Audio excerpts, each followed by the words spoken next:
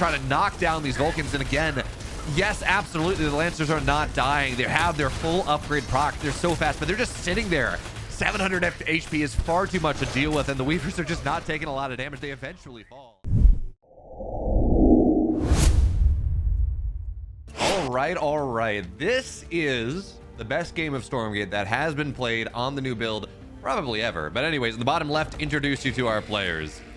His name is Theory. He's top 5-ish on the leaderboard. He's won almost every single internal tournament that's happened. He's won like 4 of the 7, something ridiculous like that. He plays Infernals. Upper right, his name in the red is Mixu, who has also been one of the best, absolute best players of the pre-alpha, of the alpha, of the next alpha, of the beta, pretty much going up until that. So this is a absolutely star-studded matchup. This is game 1 of the Alpha Navigators Cup. There we go. The Alpha Navigators Cup 7 North American edition. And we're doing the entire series. Don't worry about that. But this is game 1. And we're going to spawn on the map that is the ladder map. When this is being recorded, I think by the time this goes live, Jagged Maw will be the ladder map. That's rumors I've heard. But for right now, we're on Broken Crown. It's a map that has, you have a main base, obviously, 1 Therium patch there. You take a look at the natural, and there are 2 third base expansions. There's this one that has both a Luminite patch and a Therium patch, which is really nice, especially as an Inferno player. But you do have to cut some trees down to make that happen, or you can take a very defensive third base situation with the trees right here, and you can kind of choke this area out. But there's no Therium, right? It's just Luminite. If you want to get Therium on this side of the map, you got to go and get a couple Therium patches right now, which there are 2 of them, so that can be nice, but it's hard to get that early. So it's going to be interesting to see what our players go for, as we already see Theory doing interesting things. What he's going for right here is, of course, with the meat farm, they spawn Fell Hogs, these units that don't cost you anything. They perpetually spawn. They're kind of a static defense idea. But what they do, more than anything else, they're a nice little, they add 1 supply in there, nice, that little static defense. So Theory is trying to rush down this resource camp. It's worth 40 Luminite, which can absolutely accelerate his build. So Mixu's going to try to prevent this from happening. He's got a cup. Oh, he's going to get the dog, I think, on the slow, but no, not for now. So that's not going to happen. And you got to be so careful with these gaunts. They're 15 Therium each. That's very expensive. That's 3 trips of a single imp, which, you know, may not sound like a lot, but it's about 7 seconds of each imp mining the Therium. And that is significant time not mining, because unlike StarCraft, you'd be looking at 16 workers to fully saturate a mineral line, 6 more to gas. A fully saturated main base, a fully saturated base for the most part, is just about 17 workers. Right, it's 12 on Therium, it's 12 on Luminite, 5 on Therium. And actually, the cool thing about this is Theory's got we got some tech here where these 10 are effectively mining as much as 12 might otherwise be. It's not quite there, but you can do some pretty cool stuff where you fully saturate, then you pull the 2 workers in the middle out. And what that means is they kind of wait a little bit less long. So already players have found ways to bug the AI a little, or not to bug the AI, but mess with the AI a little bit. Is Mixu's going to try to get on top of this very quickly. Again, we talked about how expensive these gaunts are, how important they are, because A, they do damage over time, B, they drop the infest on things, which, yeah, it's also damage over time, absolutely, but also it means that you get a couple fiends afterwards. So Mixu dives on top of another one, and that's our 2nd gaunt down very early in this game. Another interesting thing about this as well is we've seen Mixu, he's got his natural done, by the way. He is very fast on that, probably popped overcharge on his bobs and power built it on top of that. So there's got a nice little bit of surround here, but Mixu's going to worm his way out of it. So there are 2 aggro, or there are 2 aggressive openings that we've been seeing Vanguard players go for that have kind of evolved in the last couple days. And I think they are probably the best way to play the game at this point. And those are, you either open 1 to 2 factory scout. By the way, Mixu's only single factory, or single barracks. 2nd barracks is on the way, is done now, but it was single barracks opening. And then you go and you get a bunch of scouts on the map, and that closes the map out, and you have to be very careful as the Infernal player, as these are a bunch of very low Lancers, but they're going to be fun. And we can't click at these, unfortunately. The replay tech's not quite there yet. But if you were to click on these, you would see that they are very close to veterancy, which makes diving on them a little scary, because not only does veterancy go and give them more max HP and do a little bit more damage, it also, that acts as a heal. So Lancers get 48, I think it is, extra HP at level 1 on veterancy, something like that. So if you try to dive on top of them and they hit that veterancy, they get that last unit kill, all of a sudden they're back up to 20% HP, and it really can swing some fights. So Mixu or Theory had to be very careful about that, decided not to go for it. Instead is going for this speed camp, which is worth a ton of Luminite.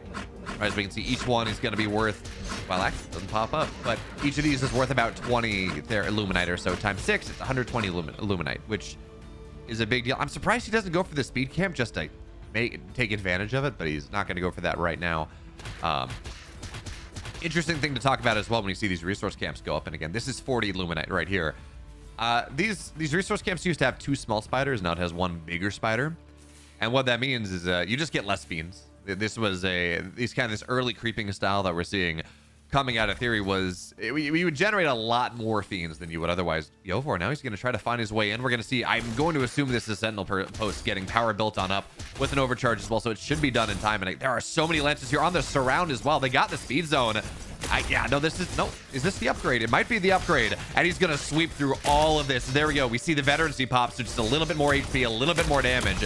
And this army of Theory, this aggressive opportunity, not a single lancer should die. And yeah, there we go. The healing as well. So this is going to be a problem that Theory is going to have to deal with for quite a while. If we look at his tech, he's got his third base up on the left side, which again is Luminite and Therium. Really, really important there. He's adding a couple more vaults. As if we look at the tech that he's got, okay, so he's on 2-1. He's got 2 vaults. He's got 1 conclave, a greater spire down as he's adding in the ritual chamber very, very quickly. What the ritual chamber does, and this is something that I've actually had to adapt a little bit, because I think Theory does have the right of it when we talk about how to play against Vanguard. The ritual chamber unlocks specifically the Weaver. If you want Hellborn, which are the long-range splash siege unit, if you want Magmadons, which run right in there, if you're a StarCraft person, you're probably going to call them an Ultralisk. If you're a, Canamana Conquer person, you're going to call them, oh, look at this. Okay, so, sorry, Mix is going to attack in here, but he pops the shield. This is 1,000 extra HP on this Lancer right here on the front line. Wants to make sure A gets veterancy, and B just sits there and eats so much damage. So eventually they're going to back up because they're all very, very low. They're so fast right now.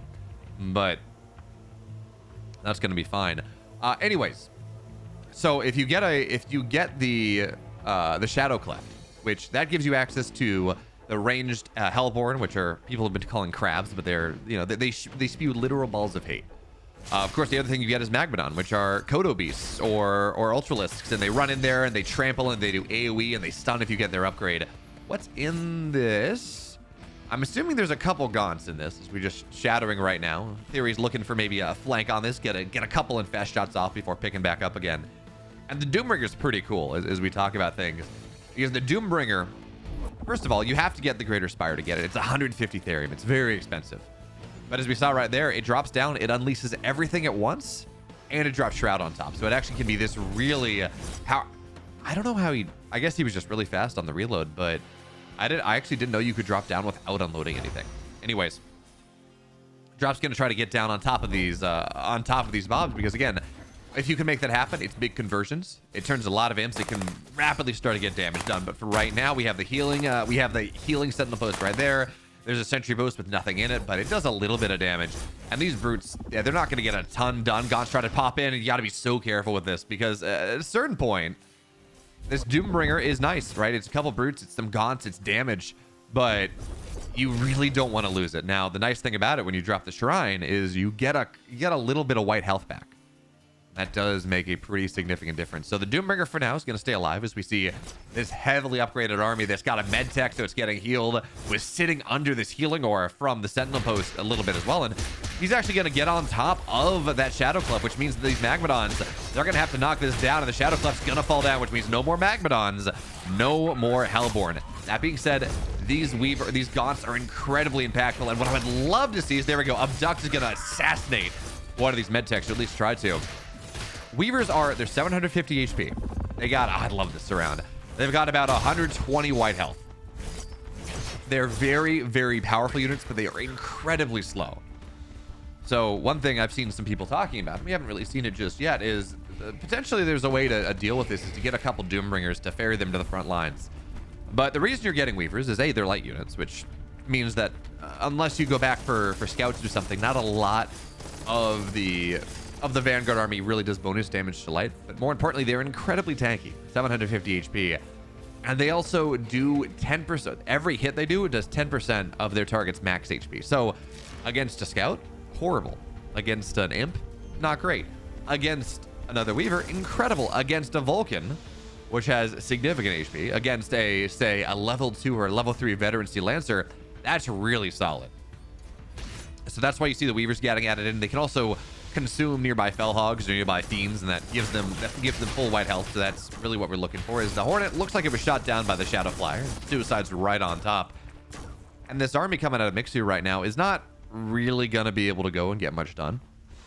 Now, I would love to see the game clock. Unfortunately, we don't have that in replay just yet. We just got this mini map bottom side, which is you know, honestly, as a minimal UI and as well as everything's working, I can't really complain. As a Hornet will shoot the Shadow Flyer down. The one thing Mixu's kind of missing, though, is we see this looks like a double Vulcan drop bottom right side. He is missing a significant med tech count. He's missing maybe some exos on top, which is when you really start to get that ball. Oh, Mixu last second drops the HP shield on top of things, and this Hornet will not take any damage done. These Vulcans might say, they're AoE units. Who cares? No, they're going to kill all of this. They're going to heat right back up. You can see their barrels grow red, and yeah, this is not going to get a lot done. Now, Theory does have the implosion tech done, so at least they're going to get some value, but it costs 75 Therium to do so. Meanwhile, his Therium lines are getting raided. These Lancers on the left side, again, the more damage they take, the faster they go, the better they're able to get on top of things, and that means that not only are they able to get out, maybe, they're able to they're able to get on top, and they're able to do both. So Weavers are looking for those lashes, but they're just out of range at the moment. Now they're going to run forward. You're looking for the Vulcan. That's the really big value thing. Now, of course, abducting veteran units is a really useful thing, and I'm actually really surprised to not see the abduct go off as a second veteran. So he just lasts a little bit longer, but I guess he's okay. He's saying, you know what? My Magmadons are going to get on top of this. They have trample. They have the mini stun. This is going to be fine, but not really, because look, again, these Lancers are so incredibly fast. And random Lancer running through from the run by on the bottom right side, but Theory will continue to be denied the right side base. Meanwhile, as somehow a Vulcan, I guess, from the drop found its way in the main, and we are seeing Theory go. I'm actually a little surprised by this, as we're seeing him just drop the, I can't remember what it's called. In fact, for 25 Animist, you can go and drop the it's not the man, it's anyway, what it does is it resets all your charges on production. So you can supercharge your imp production if you lose anything very quickly by spending 75 Animus or so and going for that. And while that may not be advisable in the mirror if you're playing Infernals, because you really want that dragon out very quickly. Against the Vanguard, where, you know, honestly, Infest is good, but all the units have so much HP that the damage over time doesn't really do a ton. Supercharging your economy like that can be incredibly powerful. So Mixu's gonna go, and he's gonna take this forward base, set up a couple sentry turrets. I love this, by the way. So he's just got a couple bobs in the sentry post. It's I think this is just called the repair turret, but this is gonna be a very strong opportunity.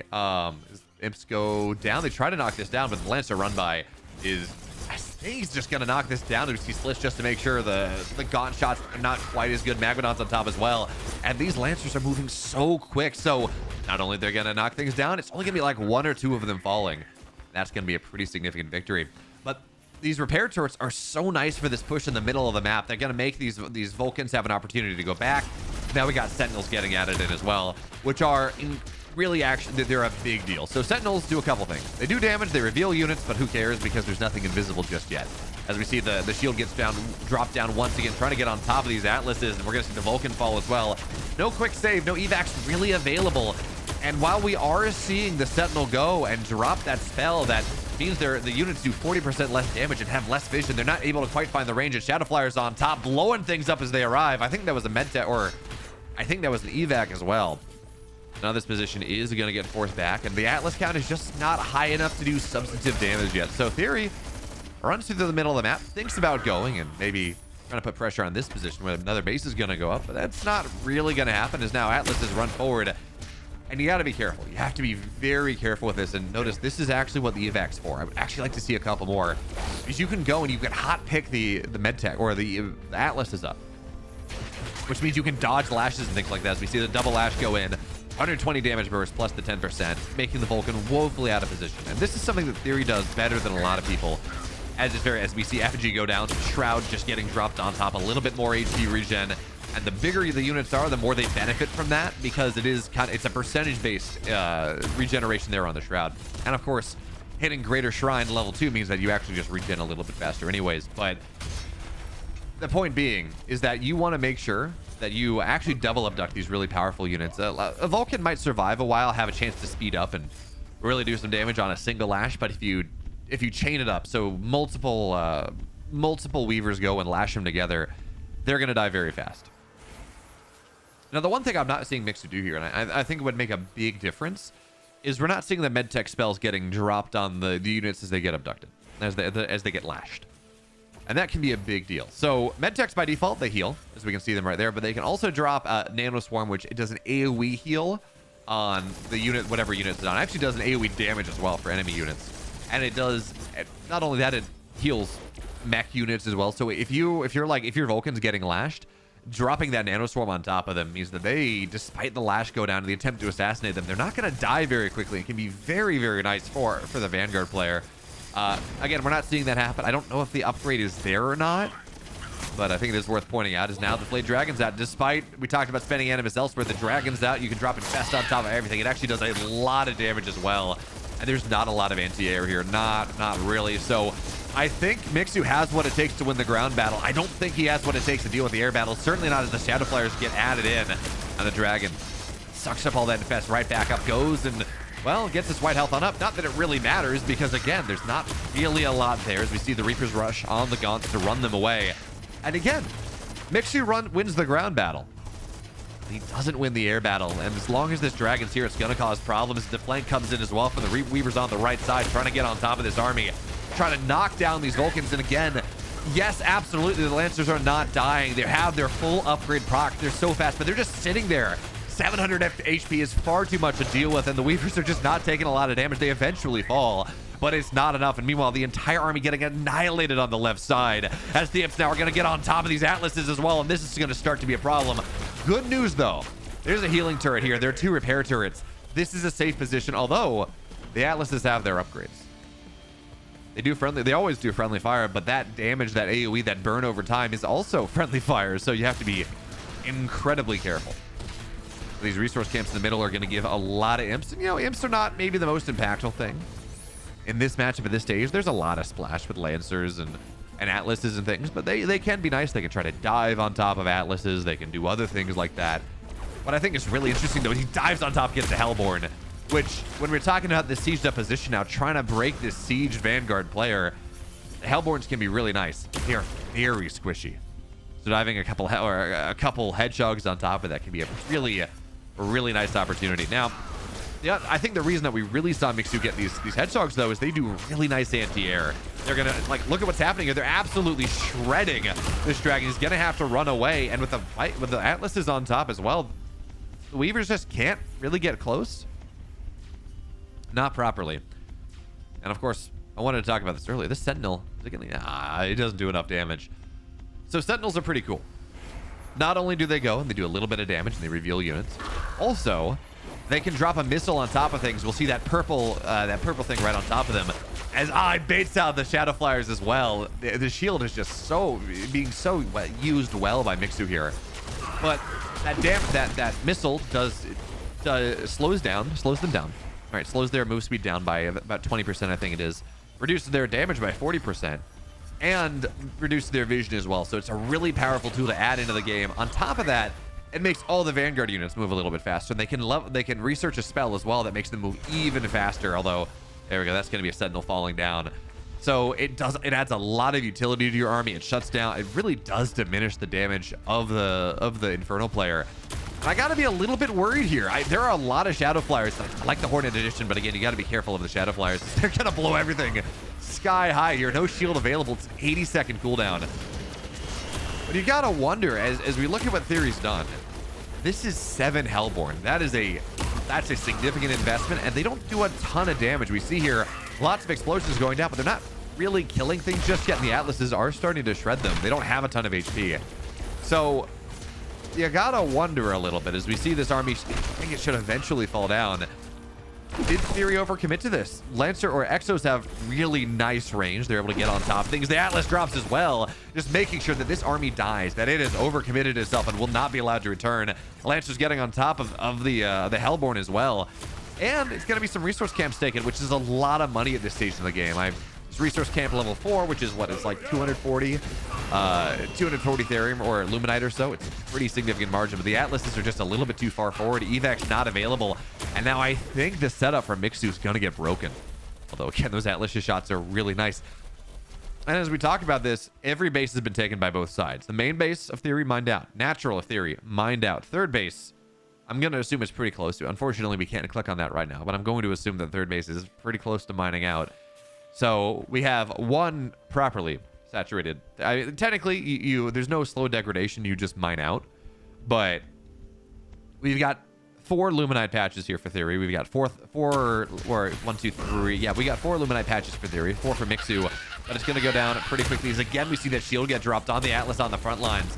But it does feel like we are missing those evacs.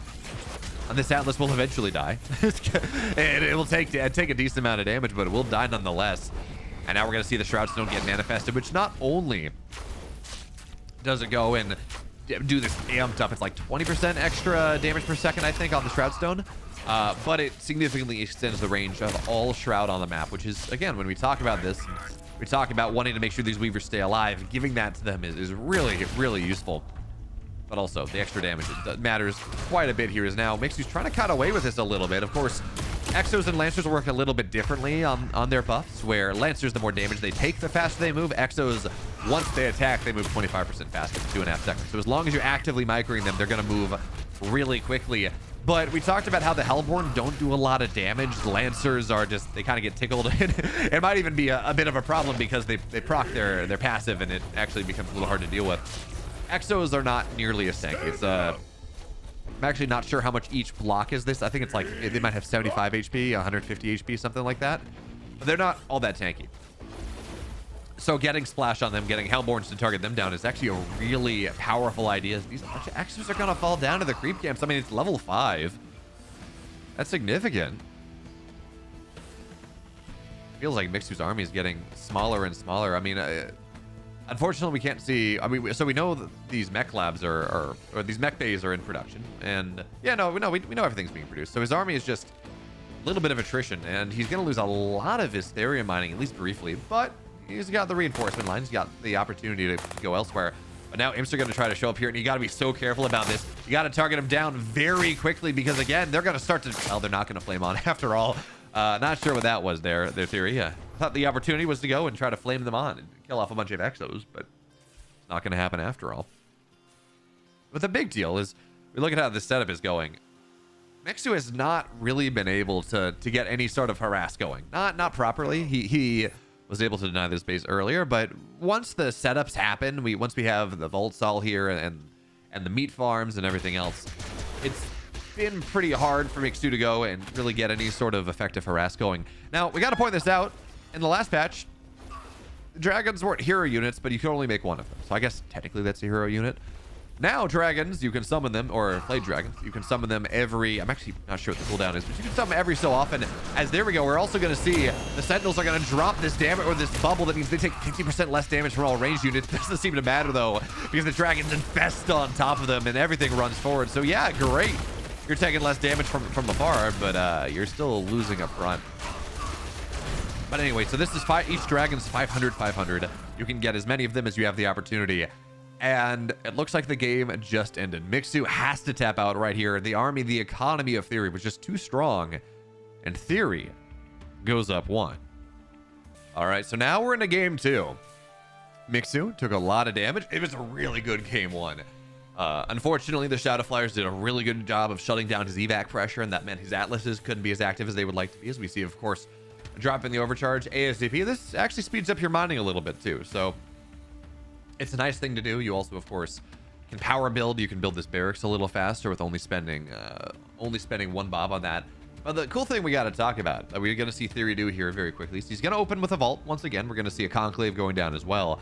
But he's going to go meat farm rush the speed camp because we're sitting here on on Secluded Grove, which was a map that was the ladder map in the most recent build, the Devastator build. I'm pretty sure. I certainly played a lot of games on it. And the cool thing about this is, first of all, you have a double Therium, double Luminite in the center of the map that is very powerful to take. But also you have a speed camp that is extremely accessible. I mean, we talk about how you want to do this.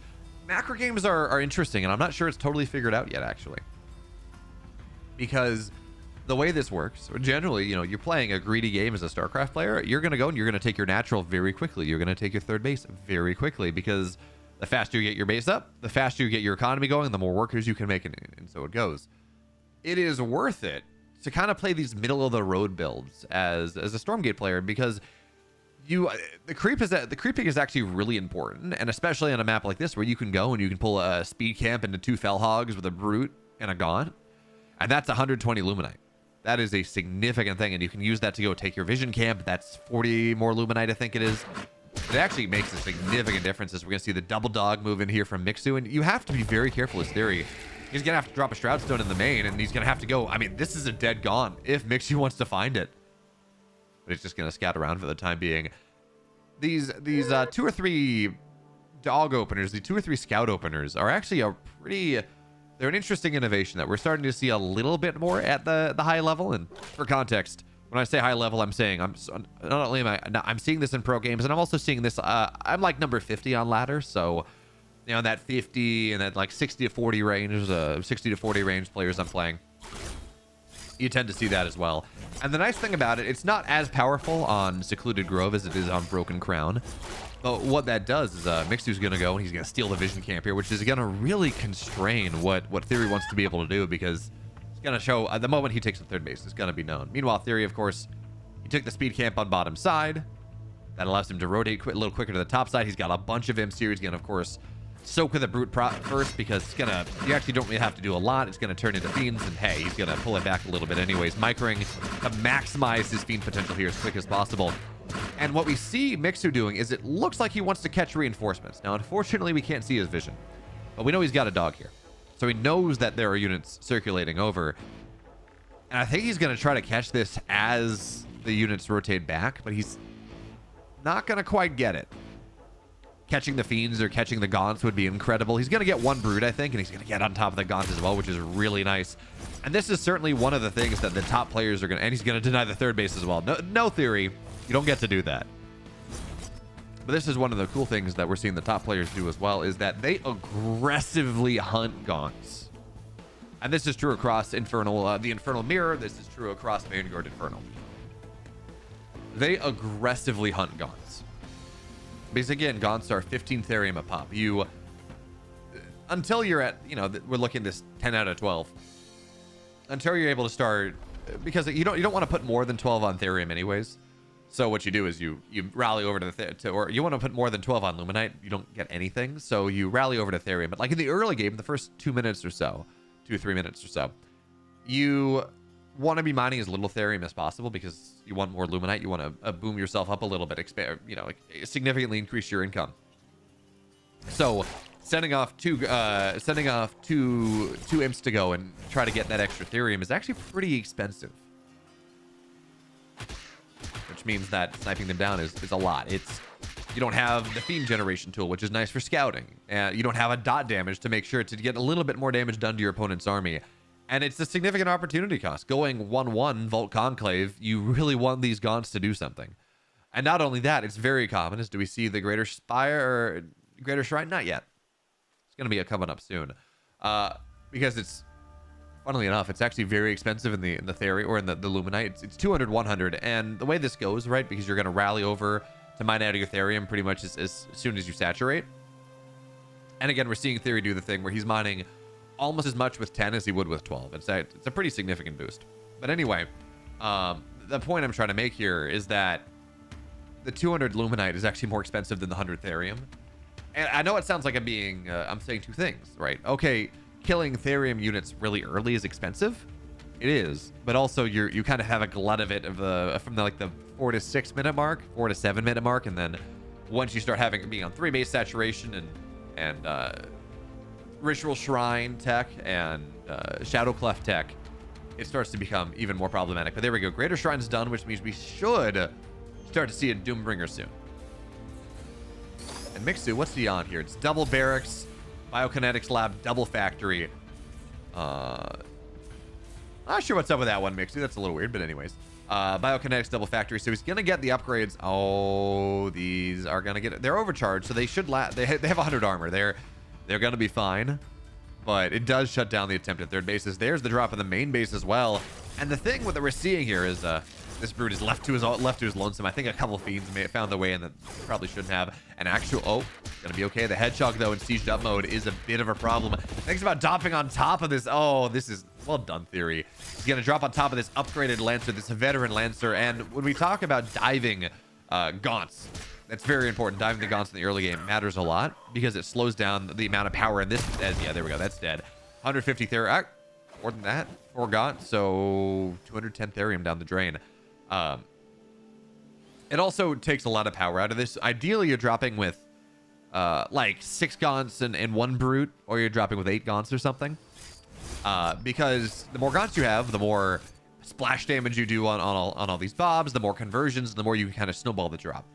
And if you're not able to do that, well, it's a little bit awkward. It's not quite what you're looking for. So that going down does slow Theory down quite a bit. And what I think is interesting as well, as we see where he is choosing to expand on the north side, and part of it is the map, but in the last patch, we were seeing a lot of Infernal players go and expand onto this base because there's a crackable Therium vent right here. And we would see a lot of builds ago, they would crack this vent like 30 seconds into the game. The first unit on the map, they'd crack and send a brute down or something. And then this was the third base. They would try to take it defensively. And because you would rather have 3-3, so 3 Luminite patches, 3 Therium patches. Unfortunately, it's not really available, but we're gonna have to see what happens. My hunch says that Theory's just gonna go and try to take this position, build a lot of stuff, build a lot of structures, build a lot of Luminite, and use this to go and take the double middle. That being said, Mixu has cut down all of the trees on this north side to give him a really nice creep rotation to maybe unlock this north side base eventually. That, of course, does have that Therium vent as well. And maybe give him a bit of an attack avenue as well. But there's double Shroudstone here. There's a couple Fellhogs, or there's a couple meat farms. So it's not going to be great. But adding these hedgehogs, they shred structures. So yeah, there's a double Shroudstone here, and it should buy enough time. But the hedgehogs, as they get their shots right back up, they're going to be able to target a lot of this down. Fiend's looking for the surround. Shield gets dropped, and it's a little bit early, I think. And the hedgehogs, they're running away anyway. Shroudstone manifested and will fall, but it's a lot of damage done, and more importantly, it buys time for the Magmadon to go. He walks forward, right? He's walking there, and he's going to dive on top of things. So yes, absolutely, this is the situation where Mixu, he'd get something done, but he loses a lot of his veteran units. Only 1 veteran hedgehog left. None of the lancers have veterancy anymore, and he's gonna lose. No, these shouldn't tick down. I think it's okay. It's gonna tick down, but I don't think it dies. He's gonna try to turn around on this. Pretty much just every time the hedgehogs have 4 shots, he's gonna try to turn around and get damage done as he continues to kite. And the thing we always have to keep in mind as we talk about these Vanguard Infernal setups is that pretty much every early game unit that the Vanguard has, the Lancers and the Hedgehogs and the Exos, they're significantly faster than what the Infernal player has. So an Infernal is going to try to play on the edge of things, get damage done if it overextends, because Gaunts have a little bit more range than a Hedgehog does, for example. And you try to poke that down. But it does make the kiting advantage is absolutely in favor of our Vanguard player. Now, it gets a little bit later, and Mixu does seem to enjoy moving the Atlases. And he's been very good at kind of identifying things that are better than their people think they are. A lot of people didn't think that Weavers were all that great for the first couple days of the Elephant test. And now, I mean, look what we're seeing here. Theory's rushing Weavers against Vanguard at both games. Not quite as quickly in this game because he wanted the Magmadons to defend, and maybe this map plays a little bit differently. But you're getting that ritual shrine as quick as possible. Is again. A bunch of Shroudstones are going to go down, meat farms as well. And Theory's just trying to build this position where he's going to get 2 bases for the price of 1 in a situation that is going to be almost unassailable for our there we go. It's going to be a nice little sniper right there, getting a little bit of bonus there, bonus Luminite. There we go. But he's trying to build a situation that is absolutely unassailable by our Vanguard player. between the trees right here that build natural choke points, and he's going to drop. He's got 2 Shroud Stones here and 2 meat farms, but I'm going to assume he's going to drop a couple more Shroud Stones, and then if he does that, he's going to be on 5 base Luminite, 4 base Therium, or that is a significant income advantage that he's been able to build for himself. Mixu would have to go take this base and this base to kind of make up for it, which is not the easiest thing to do. Certainly as Doombringers start to pop out a little bit and you get these drops going. So this is the situation. And the other question really is whether Mixu's aware of what's happening here. As it looks like he accidentally sieged things up on these. Can't click on this. There we go. Accidentally sieged his hedgehogs up just a little bit. There's no anti-air you got to worry about. Now, he's posturing on the speed cam as well. It certainly takes the resource cam, but you do kind of wish that he'd brought a Bob to go in and cut that open. It only takes two Bob swipes to go in and make things happen. Now we see the value of the Weavers here, as we're going to see the imps get exploded, but mostly they're just going to run away, running out of time. We're seeing the value of the Weaver. Not only can it go and, say, abduct hedgehogs, which are very fast, but, or, you know, abduct. Do we have any atlases on the field yet? Not yet, but it can abduct medtechs, for example, but also as we see these units that are pretty highly veteraned. Those are incredibly useful things. I know I talked about it last game, but it's worth repeating. Units with 2 or 3 chevrons, I mean, maybe not the scout, but units with 2 or 3 chevrons on them are really worth going for. As now we're going to see Mixu go ground targeting these atlases as much as possible to try to break this open. And this is a decently powerful push. The army is very clustered up behind these units. Man, if he can get these atlases forward, that's a lot of damage done, even as Vulcans are getting lashed to their death. Ideally, what you're looking for right now, I don't know. Oh, no, never mind. There is a Shadow Spire on the map. So you do have these Shadow Flyers. They can zone things out a little bit. But Theory is going to have to find some way to go and reposition himself. Because for right now, and I think the answer is losing some of your static defense. For right now, this army is very much clustered in the middle. It's going to struggle to get itself on top of things. And Mixu might be able to snipe this down. Now, again, you got to be careful. That's a lot of Weavers on the map right now, taking advantage of just about 18 odd imps that have been mining the Therium. That's pretty significant. And because there's just so much here, because there are these meat farms here, it's going to be very, and in Gaunts as well for a couple conversions, it's actually going to be really hard to kill these Weavers. There's Shroud A, but also they're just a bunch of Fellhogs around that you can go eat and totally regenerate your white health. So the fight's going to kick off in earnest, and the Atlases are starting to get abducted forward. Magmadons as well, and the Atlases double abduct. They're getting bursted down. All these Lancers are so low. And with the, oh yeah, okay. With the Hellborn on top of these, Atlases are starting to fall down. A little bit of extra damage that these Hellborns are adding. I mean, look at this. This Lancer's on very little HP. Friendly fire being done by the Atlases as well. Mixu looked promising for a moment, but once the gap opened up and the stack defense went down, I think he had to go and back up and attack somewhere else. We actually saw, in a different part of this tournament, we saw Jardauser go and play this. And what he did, because Theory did the same thing, is he just played around it. He said, this is fine. I'm going to build a more mobile army. I'm going to go harass your other bases. I'm going to go and fight right here and kind of catch you out in the open.